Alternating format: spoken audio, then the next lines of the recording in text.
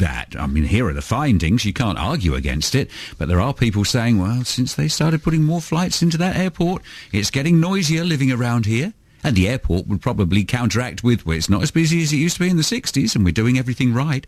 More on this story after 7 o'clock this morning. Our man Thomas McGill reporting from the airport. Weather on BBC Essex from Zara Thornton. Cleared for takeoff. It's Southend Airport in the next hour here on BBC Essex. Essex and proud. A new report by Southend Airport is showing that it's complied with a number of measures that were put in place to minimise its impact on the local community. The conditions were introduced by Southend and Rochford councils when planning permission for an extended runway was granted. More details from BBC Essex's Faye Hackwell. The report details how the airport's met targets in areas including reducing night flights, limiting noise and using certain flight paths between March 2012 and February 2013. Despite local residents making more than 1,000 claims for compensation because of noise, the airport says none of its aircraft have been found to have operated outside the legal limits. The report will be discussed by the London Southend Airport Monitoring Working Party later today. And much more reaction to this story coming up here on the Ray Clark Breakfast Show. The Ray Clark Breakfast Show. Good morning, thank you for tuning in. It is the Ray Clark Breakfast Show. To many who live under the flight path of Southend, they've noticed an increase in aircraft noise and the frequency of those aircraft. But a report released today shows Southend Airport has complied with restrictions, minimising its impact on the local community. What more on that story in just a moment as we cross to Southend. We'll be looking at Wimbledon and back to Corriton as well, all in this hour. The Ray Clark Breakfast Show. This is BBC Essex. Well, let's cross to Southend for our first story. A new report shows the noise levels generated by flights at Southend Airport has barely changed over the past 5 years. This despite more than 1,000 claims for compensation being made over the issue. Southend Airport has today published its first annual report, which shows that it's meeting the environmental restrictions that local councils have imposed since the airport expanded, and that includes noise. For BBC Essex, in Southend this morning, we go to Thomas McGill, who's close to the airport flight path. Thomas. Indeed I am, yes. A very good morning, Ray. I'm at the home of a resident who lives very close, as you mentioned, to the airport, actually. Just at the top of her drive, I can look up right to the top of her road and see the fence of the terminal. The street is Rochforth Drive. It's directly under the flight path. And in fact, if we'd have spoke just a few minutes ago, just a tad before 7 o'clock there, you would have heard one of the first flights of this morning taken off. Now, John Fuller has been campaigning for some time against the expansion of the airport, set up Stop Airport, Southend Airport Expansion and Noise Group, and joins me now. John, very good morning. How bad is it then for residents living in this area, according to you? It's a huge problem, really massive problem. Night flights in particular, people see as being cruel and inhuman. It really is an absolute disaster, not just for the people here in Rochford, but also for the people under the flight path in Leigh-on-Sea at the other end of the runway. Very, very densely populated area. There's far more housing around this airport than virtually any other airport in the UK. Absolutely the wrong place to put a very busy airport.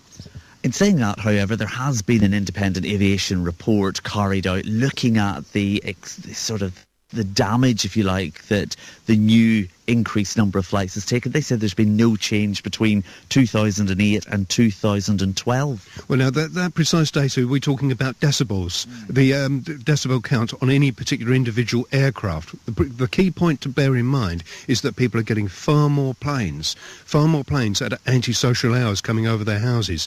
And this isn't just affecting the immediate community. It's getting huge numbers of complaints over at Burnham-on-Crouch and out to Canvey Island as well. This is just the wrong place for a very busy regional airport. Well, the airport says it's investigated the complaints from you and from other residents there, and that none of its aircraft have actually operated or done anything illegally. They're acting within the guidelines. The airports obviously point out that they're operating within the parameters that the local councils have allowed to them. Lots of councils around the country have been more responsible and have banned night flights. Southend and Rochford district councils were grossly irresponsible and allowed up to 4 flights per night. flights. And this is just really an intolerable burden upon people. So the airport can make that claim that they're not breaking the law, but as far as people around here are concerned, this is just awful behaviour, really antisocial behaviour. So are those perimeters then that have been set too low in your opinion? Absolutely. There should be no night flights at all. No, not around any regional airport at all. Not just here in Southend. This is just an intolerable burden upon people. But also, it is the wrong place to build a very busy regional airport, because there's so much housing that's over the last few decades that's been built round this airport on the basis that it was just going to be for clubs and a bit of engineering. To suddenly make a big change and impose such a big change upon such a densely populated area, this is irresponsible planning by councils. But given the growth that we've seen at the airport already and the plans for the future, that's not going to happen. They're not going to change the flights. Well, we seriously wonder whether this is a viable business. There must be a very real possibility that EasyJet will return to Stansted at some point once the situation at Stansted is resolved. Maybe then Stobarts may lose many millions of pounds and the airport will return to its former position, its former state. It's a very, very dubious business. But what are you saying then? Are you expecting the airport is going to close? It's been here for decades. It's the scale of expanded operations all over the UK. Regional airports are struggling. There are some, like for instance Manchester and Manston, that are in very real problems. So the economics of this airport probably suggest that at some point in the future, 4 or 5 years down the line, it may be forced to close. In the meantime, it imposes appalling misery upon people. But and I'll come back to it again, it's been here for decades, in some cases long before some of the houses around here as well. So people buying these houses would have knew they're on the edge of an airport. Well, the key point was it was a different kind of airport. And if it's an airport that services a bit of engineering, quite a bit of good engineering work, a good local employer, and services the flying clubs, people were happy with that. The vast majority of people were perfectly content with that. They did not expect what they're getting now. And night flights is just an awful imposition. And just update us on where you are with compensation, because you're fighting for that, aren't you? Yes, we've got about 1,200 people fighting for financial compensation for loss of value of property. There are some houses that have lost tens of thousands, £60,000, £70,000 in value. There are some people in this street here who simply cannot sell. So we are trying to get them financial compensation for the huge burden that the airport has placed upon them. And given that, of course, they've had this independent aviation noise specialist look at things, I mean, how confident are you with those compensation claims? Very much so, because the 1973 Land Act emphasises that it is simply the question of the loss of value of property. The number of decibels isn't actually relevant. What is relevant is what that has a particular development, like an airport, done to the value of your property. And if it's dropped by £60,000, £70,000, then that's the money that you're due to get. But of course, supporters will say what's relevant is the economic benefits, the jobs, the expansion to the area, the tourism that it's going to bring to the area as well. So this is perhaps just a case of NIMBYism. There's always that argument, but in fact the reality is very, very different. Councillors were sold this idea of tourists coming to the town, but in fact this is all one-way traffic. This is encouraging people in Essex and London to travel abroad more frequently than they would have done. In fact, we think that the airport is sucking about £185 million out of the local economy, and that's equivalent to the loss of 8,000 jobs. They've created 500 jobs there, but they're losing over 8,000 from this area. Well, John Fuller from Stop the Airport Expansion Campaign. We'll be speaking to Alistair Welsh, the MD of the airport, in the next hour. As Thomas McGill and his guest John Fuller. Well, what do you make of that? I suppose let's just have a look at it. I mean, if it weren't an airport, it would be a huge housing estate, wouldn't it? And have we got to that point where something had to change? I don't know. I'm affected by this because I live under the flight path in Burnham, and I know a lot of people where I live are getting quite upset about it. Personally, I've lived there all my life, and I've got used to the flights. But I noticed an increase in flights last Friday and Saturday afternoon. There was enough for me to say to my neighbour, "God, there's a lot more planes coming over." But, I personally haven't got a major problem with it. Others have, I guess. Tell me, 01245 49 50 50. Here's Catherine from Rochford. Hello, Catherine. Hello, Ray. So how close to the airport do you live then? Well, 2.5 miles. In Okay, Rochford. so you're up by the mill, that sort of area, or a bit... No, I'm in Rochford. Actually, Rochford proper, yeah? The bottom end of Ashington Road, so the Rochford end of Ashington Road. Okay, so what's your take on the increase in flights at Well, I Southend? don't think that bloke lives in the same planet as me, let alone the same town, because we don't get any extra noise. We've got no problems with it at all. I mean, we've just come back last weekend, not the one before last, and we flew out to Barcelona, and a fortnight later we flew home from Venice. And it was quiet, it was simple, it was great. We were in home within half an hour. But on top of that, we just don't hear the night flights. We don't hear any of this. I think the bloke's off his trolley. It's interesting, isn't it? Have you always lived in Rochford, Catherine? Yeah, I've lived in this house for 31 years. Do you remember back in the 60s, it was busy, but when I was a little boy, and you were a little girl, I guess you'd remember those noisy old planes going over. They were different. They were much more noisier planes. And then nowadays, the planes are much quieter. Do you notice a few more coming in, though? Not really, no. I mean, I know there are. We see them, but you don't hear them. All right, Catherine, thank you. It's Catherine from Rochford, just a few hundred yards away from John, who we heard from earlier, and two completely different opinions of the effect. If you live in Lee, if you live in Rochford, if you live in Burnham, Wallasey, Barling, are you affected by those flights? Southminster as well, they're turning over the marshes. Me and Nick Alliker, we saw about half a dozen on our bike ride the other day. Do they really, really affect you, as is the case with John? Or don't you even notice them, as is the case with Catherine? 01245 49 50 50. I'd really like to hear your story. This way, please, your thoughts. It's 16 minutes past 7. We cross to the newsroom now for BBC Essex News. Here's Nick Alliker. From BBC Essex, good morning. Thank you for tuning in. Our top story this morning, looking at Southend Airport. A new report out today shows that the airport has met the strict conditions set down to minimise disruption to the local community. This despite local residents making more than 1,000 claims for compensation over alleged noise problems. Now, the report's been compiled by the airport itself and also details how the airport has created more than 500 jobs over the past 2 years. 92% of people working in these jobs live in Essex. Well, joining us now is Nigel Holcroft, the Conservative leader of Southend Borough Council, and Terry Cutmore, the Conservative leader of Rochford District Council. Good morning, gentlemen. Morning, Ray. Well, feel free to chip in, either of you, with the answers to these questions. But I will aim the first one, perhaps, at Terry. One end of the runway in Rochford, the other end, I suppose, in Southend. Tell us about the requirements that the airport has to comply with. Well, they have to make sure that they put more of their flights over the area that's less populated. Now, because of the topography of the airport, etc., I think that's a very good thing.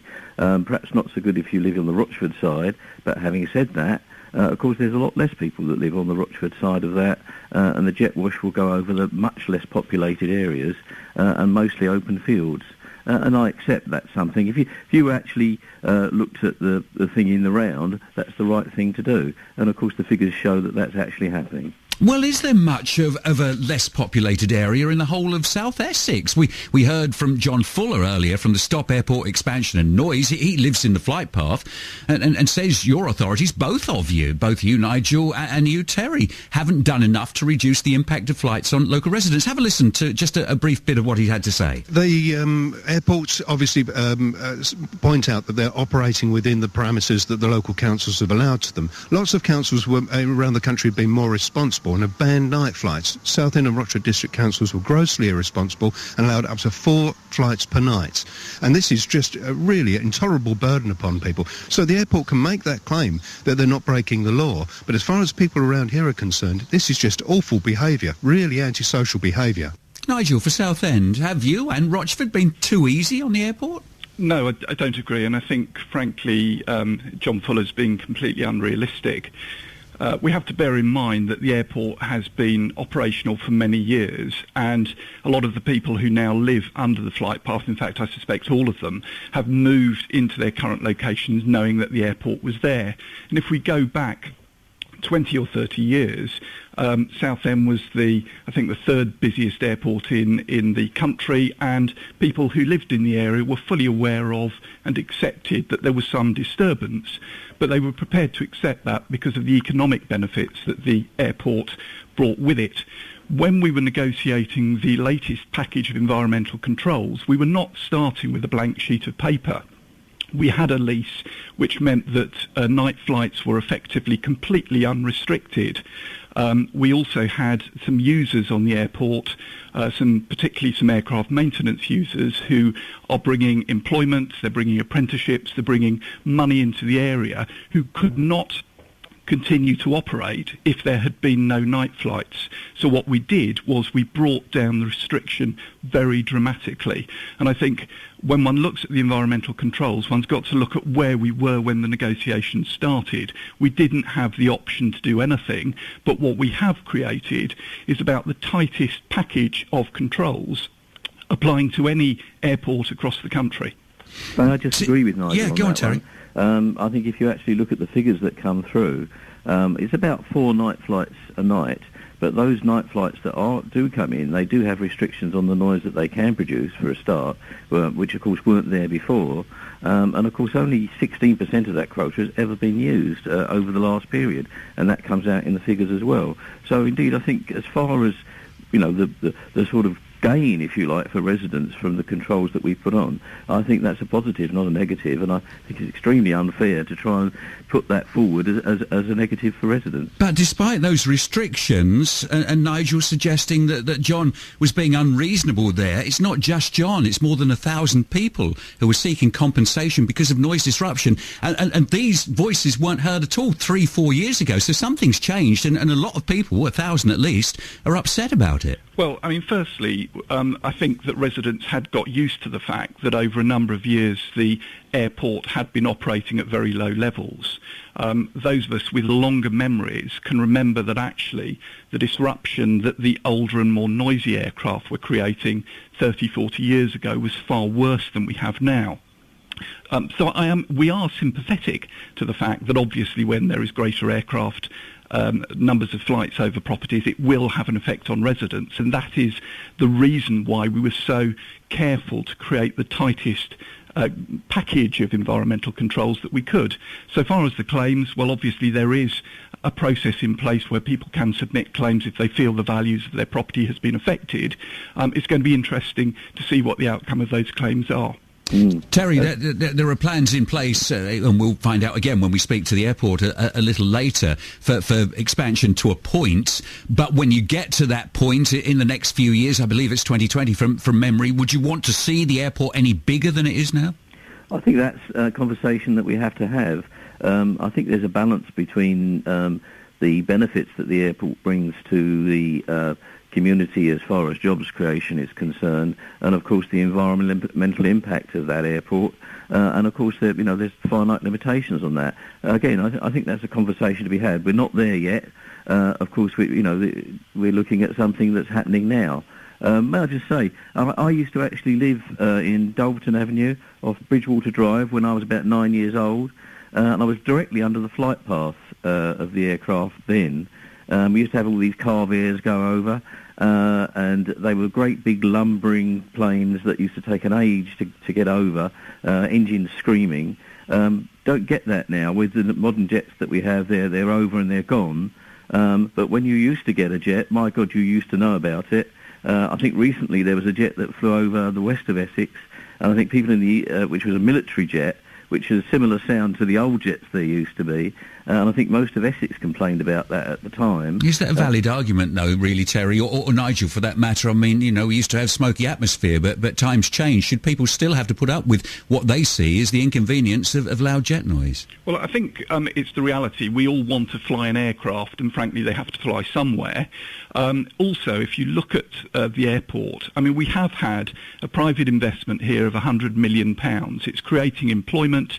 It's a great economic benefit to the town, and I think if you look at it overall, and certainly the impression I'm getting is that the vast majority of Southend residents, even those who are affected by greater noise levels, are very supportive of what's going on at the airport. I agree with Nigel on that one very much. I must say that if you actually look at the figures, It's the people who live in this part of Essex, and certainly this area of the south of Essex, that are actually using the airport and taking the advantage of it. And the message I'm getting back from people that I know is, fantastic to have something like that on your doorstep that you can use. All right, both of you, thank you. Nigel Holdcroft, the Conservative leader of Southend Borough Council, Terry Cutmore, the Conservative leader of Rochford District Council, and later, our man Thomas at Southend Airport. He'll be speaking to the Managing Director and meeting more local people who've got jobs at Southend. But as we've said, not everybody's happy. We heard from John Fuller earlier. He lives in Rochford. This noise is disrupting. I don't want it. I'm really annoyed with what's going on. Yet we heard from Catherine, who also lives in Rochford, saying no problem. So what about you? Are you affected by the noise from Southend Airport? You might live in, we're looking at Rochford and Southend here, but the Malden district. In Burnham, a lot of people have been quite vociferous about airport noise. Others, again, saying not particularly a problem. How does it affect you if you live in that corner of South East Essex? 01245 49 50 50. 01245 49 50 50. I'd like to hear your voice. 14 minutes to 8. Nick Alliker joins us here on BBC Essex from the newsroom and this morning's top news stories. Good morning. Southend Airport bosses say they're meeting their targets to minimise disruption to local communities. And your comments, please. Have you noticed the increase in the noise in and out of Southend Airport, or doesn't it affect you? Mainly dry today, sunny period. Morning. It is the Ray Clark Breakfast Show here on BBC Essex. More about Southend Airport in the next hour. Our man Thomas McGill is there, but with plenty of calls coming in as to whether or not you're affected by the noise from Southend. Well, that's the question. Are you? We've heard two people in Rochford. One says, big problem, don't like it. The other one saying, what's the problem here? I don't hear the flights. And is that the way it is? Not just in Southend, not just in Rochford, but in Lee perhaps, or further up the coast, over to Burnham, Southminster, that sort of area. Let's have a chat with Pauline. Hi, Pauline. Hi. Hiya, where are you? I'm in Westcliff, Somerton Avenue, where the planes come right down the middle of the road. Well, not quite, but yeah, over the top of you. They seem to, down there. And they are so low that, they took our beech tree down and they lowered the lamppost, so that gives you a clue. Yeah, so they are. And I mean, you're aware of them, but is it the noise? Do you stop what you're doing and look up at them when they go over? We have to, because if you're talking on the phone, you can't hear what the other person's saying, and they can't hear you. If you're in the middle of a good programme, you could lose the plot because it just drowns out the television. So, yes, you are very aware of them. Have you noticed it getting worse in the last year? Yeah. If it stays like it is, you can live with it, but I hate to think if it, starts getting really, really busy. And on my fish pond, I've got this layer of oil, so I'm sure that comes from the plane as it takes off. Really? Well, that's quite interesting and perhaps worrying if that were the case. We'll ask Thomas to ask the man from the airport about that, because that is a bit concerning. OK, thank you, Pauline. There's Pauline in Westcliff, not so keen on the airport. Let's go to Rosemary in Rochford, the other end of the runway. Hello, Rosemary. Hello. No, I've lived in Rochford for many years, so I remember the old Carvers, and we've always lived really within the flight path. I like the airport, I use it, and these planes are so much quieter. The airport's been here since about 1909, so it's always been here. Is that an argument we can use, though, nowadays? Because Well, I think so, because I know things have got to progress, and yes, we want quieter this and quieter that. We all like to fly, we all like to go somewhere, and we all like it on our doorstep. OK, thank you very much. See, two opposing views. More, please. 01245 49 50 50, my telephone number. You watch Wimbledon often, it seems, are the facts. But there are two sides to every story. We've been hearing from people this morning saying, I'm really, really affected by aircraft noise out of Southend Airport. Others saying, what's the problem? A report released today shows that the airport has, as I said, complied with those restrictions, minimising its impact on the local community. Despite local residents making more than 1,000 claims for compensation because of noise, the airport says none of its aircraft have been found to have operated outside the legal limits. John Fuller lives in the airport's flight path. He's from the Stop Airport Expansion and Noise campaign group. He's accused the local authorities of being too soft on Southend Airport in allowing night flights. The airports obviously point out that they're operating within the parameters that the local councils have allowed to them. Lots of councils around the country have been more responsible and have banned night flights. Southend and Rochford district councils were grossly irresponsible and allowed up to 4 flights per night. And this is just really an intolerable burden upon people. So the airport can make that claim that they're not breaking the law, but as far as people around here are concerned, this is just awful behaviour, really antisocial behaviour. John Fuller went on to say that he believes that Southend Airport could even close in the next few years. We seriously wonder whether this is a viable business. There must be a very real possibility that EasyJet will return to Stansted at some point once the situation at Stansted is resolved. Maybe then Stobart may lose many millions of pounds and the airport will return to its former position, its former state. It's a very, very dubious business. But what are you saying then? Are you expecting the airport is going to close? It's been here for decades. It's the scale of expanded operations all over the UK.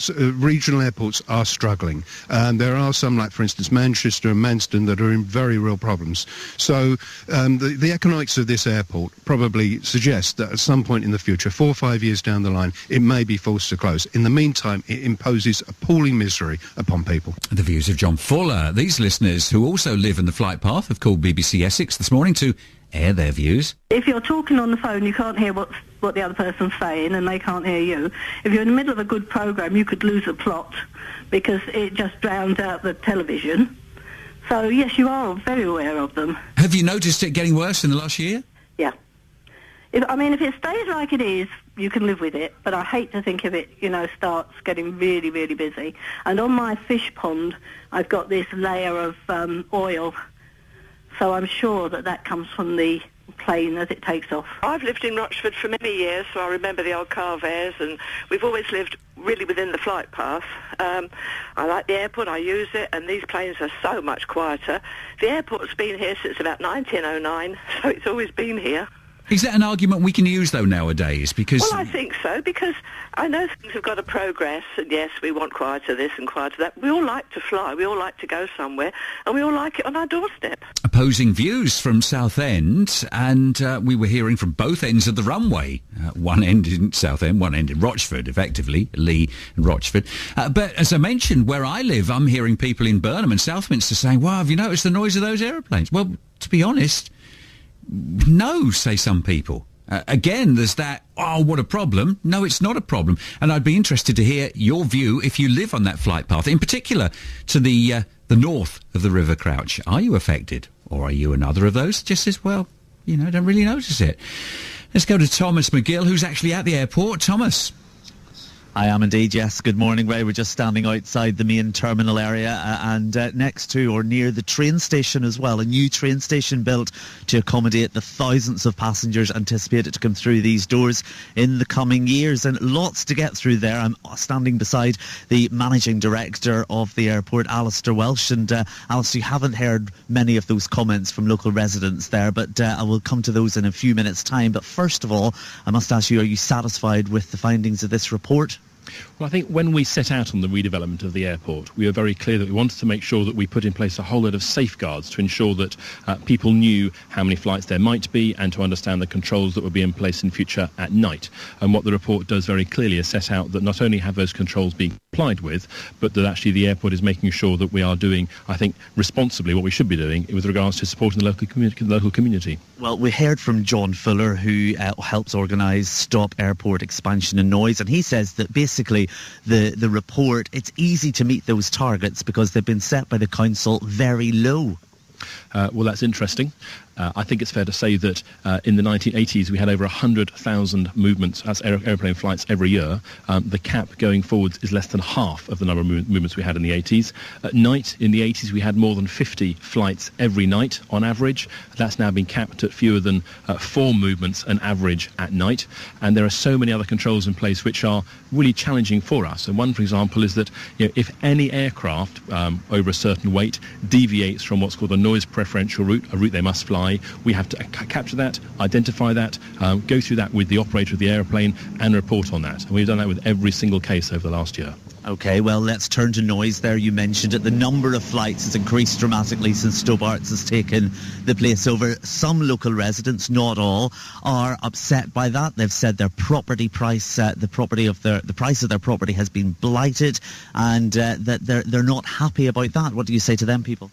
Well, I think there's two things. One is that we have always said that what the extended runway would bring is it would mean that allow that more modern aircraft could operate from the airport, and those aircraft are both larger and much quieter than the aircraft we've had in the past. And so the aircraft we have now are significantly quieter and larger, and it means that people locally can fly to places they frankly want to fly to rather than going to Gatwick or Stansted instead. So we're really pleased with that. And in terms of the impact on local properties, you're right, there are some people who have put in claims for compensation. If people believe their properties have been devalued as a direct result of the runway, they're entitled to compensation, absolutely fine. And what then happens is a process whereby an assessment is made as to whether property prices actually have gone down or gone up. It's far too soon for me to say whether they have gone down or gone up, but I have to say that the information we're getting so far and what I'm reading in the press suggests actually the new jobs we have in the area and people coming to the area may be having the opposite effect, but time will tell. Well, you mentioned jobs there, and of course 500 jobs were created when the airport expansion took place. Two people who benefited from that expansion are with me now as well. Stuart Holliday and Hannah Lebeau are both here and work at the airport. Hannah, if I could speak to you first of all. So what do you do at the airport? So I look after the business. Right, we can rejoin, hopefully, Thomas, in just a moment or two here on BBC Essex, live from Southend Airport, 14 minutes past 8 now. Thomas, you're back with us. 5 minutes around the corner. But yeah, I moved from Lisbon. I am indeed. Sorry, Ray. Yes, I'm with Hannah Lebeau, who's just telling us basically what she does at the airport. And Hannah, how have you seen things change then in your short time here? There's always changes going on here, which is really refreshing to see. I think with regards to the changes, there's lots of, because it's such a small community working here, we really muck in and help each other. So you see the process very quickly. And Stuart, for you, again, working at the airport, how difficult was it to get a job locally prior to the airport coming to Stansted, or to Southend? Before I started here, I was working in London. I was working for the BBC, for the World Service. Unfortunately, I was made redundant. I was looking around for another position, and luckily it was at the time where the airport were looking for staff. So I struck lucky, I suppose, and got the right time. And for me, I live in Wickford, so it's just 20 minutes down the road. So it has made a lot of differences to my life in both travel and in quality of my work. So, and of course there's more expansion underway at the minute. We can see there's the hoarding around a bit of an expansion to the other end of the airport as well. Do you welcome that? Absolutely. It can only mean more passengers, more space for our passengers, a better environment, and going forward, ultimately, there will be additional members of staff needed. And just finally then, Alistair, if I could turn to you as well, another comment from John Fuller. He suggested that once EasyJet sort out their problems at Stansted, they may revert back there, and all this investment may be for nothing, that the airport may close. So I guess if that really was the case, then what's he worrying about? But from our point of view, our aim is to make sure that people have a great experience here. Never more than 4 minutes to go through security as you go out, 15 minutes back to your car with hand luggage as you come in, and people really appreciate the difference. We should go have our millionth passenger going through the airport very shortly. We think it's a huge success story, huge local employment, and we're really proud of what we've done locally. And very quickly on the expansion, where are you at? What's the future? Well, we have, in the last week, we have a new aircraft that's come based here, and that now means we're serving Berlin, Krakow and Newquay, as well as our other destinations, which are going very well. The extension of the terminal, the arrivals bay has opened, so that's now in use. So passengers using the airport, when they arrive, will see a far bigger immigration hall and far bigger baggage hall now, and that's really good. And then going forwards throughout the year, we'll be opening a bigger security area, a bigger check-in area, and then a bigger departure lounge by Christmas. Alistair Welsh there from Southend Airport, and as you've been hearing then, Ray, it's onwards and upwards with expansion here at the airport. Next flight due, I think, to leave here in about half an hour.